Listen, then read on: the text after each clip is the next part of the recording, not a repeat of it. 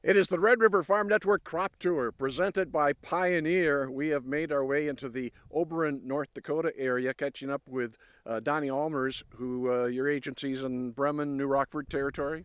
Yeah. Bremen is where we're located. Yep, Bremen, North Dakota. Let's talk about this crop. We're standing in some of your soybeans. Boy, we've got some nice looking crop here. Give us a status of where we're sitting.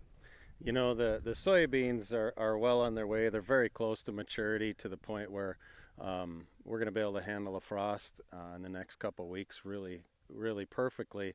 The soybeans, for the most part, look quite good.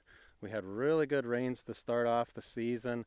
We did get into kind of a long dry spell in July, but overall, most of the soybeans held out. The poor soils, we're seeing those where they really did take its toll on the moisture side of it, really beat them up.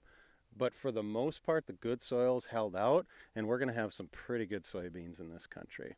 You just take a look in here and you start. I mean, we're full of pods. We've got a good crop coming. We've got a really good crop coming. Yep. We've done a lot of yield estimating lately, trying to get a feel for where the soybeans are really at. We're going to have a lot of 40 plus bushel soybeans in this country. And the whole country's not going to average that because we do have our poorer soils and our better soils, but we're going to have a lot of really good beans. How about the corn crop? How's that shaping up in the region? The corn looks really good. Again, the corn got beat up a little bit by the heat as well, but we've got some fantastic corn coming. Some guys, I guess actually the Cheyenne country for us got a little bit of rain around the 5th of July, I believe it was, which was a huge rain. The rest of us had to wait for probably a little bit longer for the rain, but we got a rain about 2 weeks ago, which was just a fantastic rain. As far as growing degree units right now, as we sit right here, if we had a planting date of May 18th, we're sitting with about 1,750 growing degree units.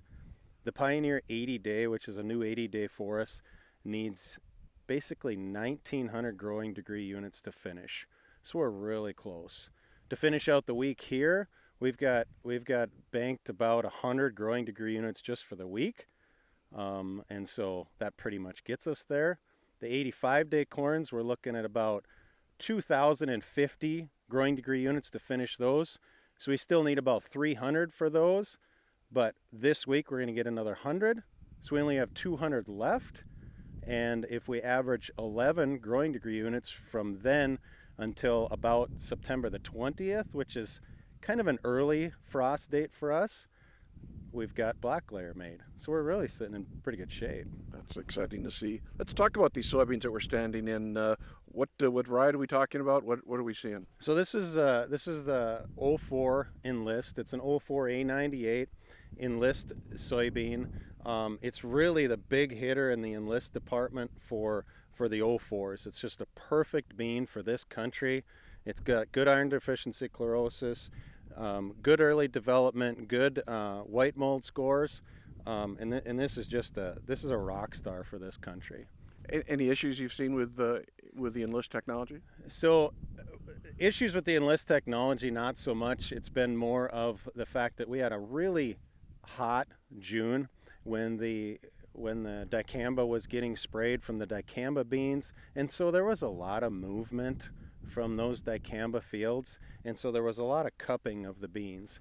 But what we've seen, we've been out, like I said, we've done a lot of yield estimating. The beans are there. They didn't look pretty throughout most of the season, but the pods are there and the bushels are going to be there. And the other thing that really surprised me personally was how good of a job the Enlist and the Liberty did together to kill the kochia. It was lights out on kochia this year, so that was a big deal. And exactly, it's a big deal. We know how tough these weeds are getting. It seems like tougher every year with some of the resistance issues we've had. For sure. The dicamba, we've got pockets that they're having a horrible time killing kochia with dicamba right now. And so I don't know how much longer that's going to last. Certainly there's areas where it's going to last for a few more years, but there's some areas that are looking for some other options right now. getting queued up for 24. Some things you excited about for next year? Yeah, corn department, we've got a brand new 82 day, 82 220 288, I guess is what it's called. Looks like a fantastic corn for this area. It's right in our wheelhouse for maturity. The new 80 day, we've got a lot of that out in this country. We just mentioned that earlier. That looks really good. We've got another new 85 day and a new 86 day out, and so yeah, we've got all kinds of things to be excited for in the corn side. What about soybeans? The soybeans, there's really a lot of new enlist coming out. We've got a new 02 out a little bit this year, and then we're going to see this fall how many new ones are actually going to get pushed out to us. But yeah, there's a lot of new stuff coming there as well. What can you tell our folks about your agency, Donnie? Well, we've got basically two sellers, John and I, and we do lots of delivery, free delivery. We sell the crop improvement side, and we have custom application, and so yeah, there's a lot of really neat stuff happening in Bremen. Full meal deal. Donnie Almer is with us again, based at Bremen, North Dakota. We're at the Oberon, North Dakota, at a plot here, and another beautiful day. Second day of our Red River Farm Network crop tour. I'm Don Wick, along with Whitney Pittman.